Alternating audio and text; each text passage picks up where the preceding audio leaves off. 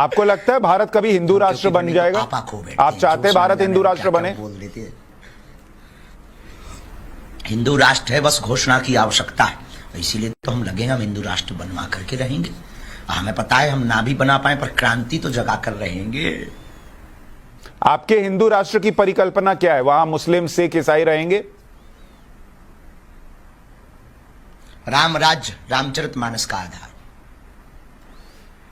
तो बिहार के शिक्षा मंत्री तो कह रहे रामचरितमानस नफरत फैलाने वाला ग्रंथ है। जहर फैलाती है, ऐसे लोग निकम्मे हैं, भारत में न रहने ही नहीं चाहिए। इन्होंने कभी राम कथा पढ़ी नहीं है, इनको हमारी क्लास में आने की आवश्यकता है। हम इनको ABCD पढ़ाएंगे कि राम कथा क्या होती है। मनमोहन प्यारे आप इतना स्वच्छंद बोलते हैं, खुल के बोलते हैं, फिर भी सारे नेता मैंने देखा आपके चरणों में ही बैठे रहते हैं। आपको कोई पॉलिटिकल प्रेशर महसूस नहीं होता?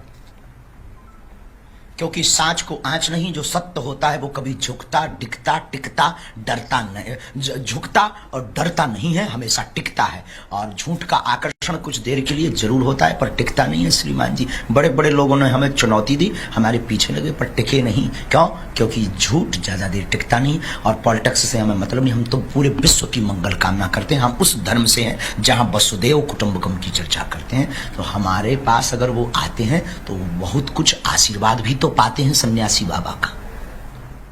लेकिन आप जिस धर्म की बात कर रहे हैं वो तो कभी कन्वर्जन में विश्वास नहीं रखता। आप कह रहे थे कि मैं टोपी वालों को भी सनातनी बना दूंगा। बिल्कुल। क्या भाई, उनको सनातनी बनाने में कौन सी बुराई है? सनातनी मतलब वो पहले से हैं, बस कुछ दिनों के लिए भूल गए हैं। कोई अपने बाप को बाप ना कहे तो इसमें बाप की कोई गलती नहीं है, बेटा की गलती होती है। अब कोई बेटा बाप को बाप ना कहे तो इसमें उसकी बाप की बेचारे की क्या गलती है, माय डियर? पर धीरेन्द्र शास्त्री जी, उन्होंने अपना एक रास्ता चुन लिया है ईश्वर तक पहुंचने का।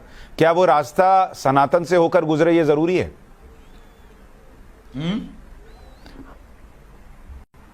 क्या मैं कह रहा हूं, उन्होंने अपना एक रास्ता चुना है अपने ईश्वर तक पहुंचने का। क्या वो रास्ता, हर रास्ता सनातन के रास्ते से होकर गुजरे, ये जरूरी है? ईश्वर एक है, दिखाई देने वाले रूप अनेक हैं, पर ईश्वर परमात्मा एक है। शास्त्र ऐसा कहते हैं। तो क्या इसके लिए जरूरी है कि टोपी पहनने वाले को भगवा पहनना पड़े? भगवा पहनना जरूरी नहीं है, पर मुख में राम नाम जरूरी है, क्योंकि उनके तो ब्लड भी भगवा है भैया। कौन ऐसा है जिसका ब्लड भगवा ना हो? अच्छा धीरेन्द्र शास्त्री जी, आप कई बाबाओं की मैं बात करूं, कुछ आजकल उसमें से जेल में भी हैं। इसलिए भी कई बार ये प्रश्न उठने लगता है कि कौन ऑथेंटिक है, कौन नहीं है, कौन झूठ बोल रहा है, कौन सच बोल रहा है। क्या आपको लगता है वो लोग जो जेल गए या जिन पर आरोप लगे, नहीं होती हैं, उससे नुकसान हुआ सनातन का? ऐसा पाएगा,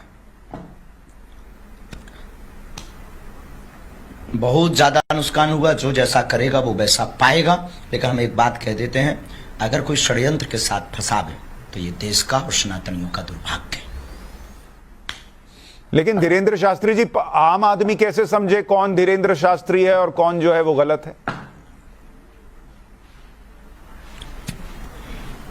उसके समझने के लिए सीधा सा उद्देश्य, जो अपने से जोड़े वो जय जय, और जो आपकी बाहें पकड़कर ईश्वर से जोड़े वह जय जय।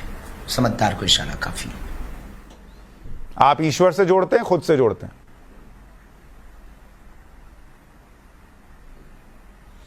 खबर नहीं, आपको अनुभव करना चाहिए। हम तो कुछ भी बोल सकते हैं, हमारी बात कौन मानेगा? आपका अनुभव क्या कहता है? कभी आइए सामने। और उसके लिए आपके आश्रम आना पड़ेगा। आश्रम जरूरी नहीं, दरबार लगता है। हम आपके दिल्ली भी आएंगे, भोपाल भी आते हैं, इंदौर भी आते हैं, मुंबई भी जाते हैं, जहां आपको लगे। अभी रायपुर है, हमारा आश्रम थोड़ी है। रायपुर तो हमारी भारत माता की माटी है। छत्तीसगढ़ हमारी छत्तीसगढ़ महतारी की माटी है, भूमि है। और ये देश, ये भूमि किसी की नहीं हुई है, प्रत्येक राष्ट्रवादी हिंदुत्ववादी लोगों की भूमि है।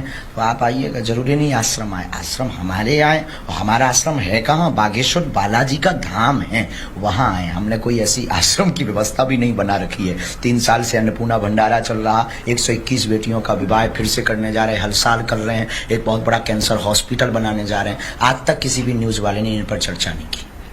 ये दुर्भाग्य है। इसलिए हम अपना आश्रम भी कहते हैं। अच्छा, आपने मुझे निमंत्रण दिया, मैं भी आपको निमंत्रण देता हूं, आप कभी हमारे स्टूडियो आइए। भारत सरकार शस्त्र के लाइसेंस भी देता है, पहले उनको बंद करवाइए। और बुलडोजर हमने आत्मरक्षा के लिए कही है, किसी को अगर अपनी जानमाल का खतरा है तो वो क्रेन रख ले, हमें क्या प्रॉब्लम। पर ऐसे लोग क्रेन रखेंगे तो फिर पुलिस क्या कंट्रोवर्सी करेगी? के लिए, टीआरपी के लिए हम कभी कोई बयान भी नहीं देते हैं। एक बात बड़े स्पष्ट रूप से कहते हैं, सनातन के लिए देते हैं। पर धीरेन्द्र शास्त्री जी, सब क्रेन रखें, बुलडोजर रखें तो फिर कानून व्यवस्था कहां बचेगी?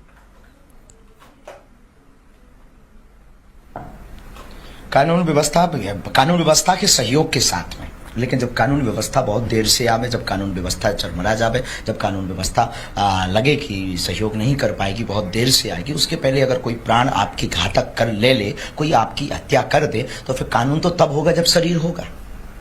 और शरीर नहीं होगा तो कानून का रक्षण, और हम अपने संविधान का रक्षण कैसे करेंगे? तो कानून के साथ आत्मरक्षा रखना चाहिए। ठीक है धीरेन्द्र शास्त्री जी, बहुत सारे आपके भक्त आपका इंतजार कर रहे हैं और आज एक मकसद था आपसे चर्चा करने का। आप जब नहीं भी आए थे तो हमारा शो है न्यूज की पाठशाला, और उसमें हमने ये मुलाकात हो गई। आप बहुत प्यारे हो, आपकी जिंदगी में खूब जय जयकार बनी रहे। मैं बस, हमें कोई दिक्कत नहीं है, हमें बहुत ज्यादा इन चुनौतियों से डर भय या बहुत ज्यादा विचलितता नहीं होती। आप बहुत अच्छे हो, कभी आइएगा, ये सब चलता रहेगा। ये तो एक बहाना था, असलियत में सनातनी हिंदुओं को हमें जगाना है। बहुत बहुत शुक्रिया धीरेन्द्र शास्त्री जी, हमसे बात करने के लिए बहुत धन्यवाद आपका। उन तक एक लास्ट खबर हमारी उन तक भेज दीजिएगा जी। मीडिया हब, डिबेट 3-13, ये जितने भी लोग हैं जिनको दिक्कत है, उनसे कहिए आप बागेश्वर दरबार में जाकर देखिए। ये डिबेटों में अपना टाइम बर्बाद क्यों करेंगे? और वो जो है वो निरुलुमुनन, उनके वो जो बुढ़ापे का उनका शरीर है, तो बेचारे कहीं हाई ब्लड प्रेशर ना हो जावे, उनसे कह देना काय को बेफिजुली में दिन न रात तुम कान में ये खुस्सा खोसे रहोगे, हम आओगी 2-2 घंटा बर्बाद जाते, इससे अच्छे हम 2 घंटे में किसी का भला कर देंगे, भगवान से प्रार्थना उसके लिए कर देंगे, सनातन की चर्चा कर लेंगे। उनसे कहना ये मैटर ही खत्म करो, दूध का दूध पानी का पानी, दरबार में आ जाओ, झंझट खत्म, किराया खर्चा हमसे ले लो, गीलो करके हम भेज देंगे। सियावल रामचंद्र की जय। बोलो गलत हो तो। और उन्होंने हमें कोई लीगली चुनौती नहीं दी है, आज तक लीगली चुनौती नहीं दी है। ना उन्होंने कोई हमें पेपर भेजा है, ना हमारे पास कोई व्यक्ति भेजा है, ना कोई उन्होंने व्यक्ति भेजा है, ना उन्होंने हमारे सामने आकर, उनके अंदर दम हो। हमने नागपुर में दरबार लगाया, तब टाई फिस क्यों उड़ गए? 7 दिन हमने कथा की, तब उनके परदादा याद आ रहे थे क्या उनको? सामने आओ।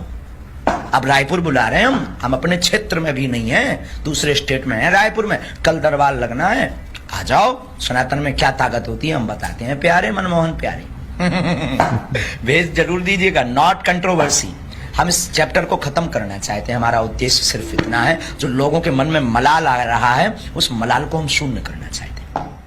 जाते जाते एक आखिरी प्रश्न है मेरा, जवाब देने पर, सफाई देने पर, क्योंकि सांच को आंच नहीं और सत्य को प्रमाण की आवश्यकता है। धीरेन्द्र जी एक आखिरी प्रश्न का जवाब देते जाइए। अंतिम, नरेंद्र मोदी जी आपको कैसे लगते हैं बतौर प्रधानमंत्री? वो लोग हमारे प्यारे, वो लोग सनातनी विचारधारा वाला हर व्यक्ति हमें प्रिय है। हम किसी पार्टी के सपोर्टर नहीं है, हमारी खुद की पार्टी है, बजरंगबली पार्टी। उसका निशान है मुगदर, उसका नारा है जो राम का नहीं वो किसी काम का नहीं, vote for you my dear. तो राम मंदिर तो मोदी जी ही बनवा रहे हैं, तो फिर आपको मोदी जी पसंद है, इसका मतलब? बहुत अच्छा है राम मंदिर, और ये काशी का काम हो गया, मथुरा अभी बाकी है, वो उधार डला है, बहुत अच्छा है। चलिए, बहुत शुक्रिया धीरेन्द्र शास्त्री जी हमारे साथ जुड़ने के लिए, बात करने के लिए। बहुत बहुत धन्यवाद। जय सिया राम, जय सत्य सनातन धर्म, जय हिंदू राष्ट्र।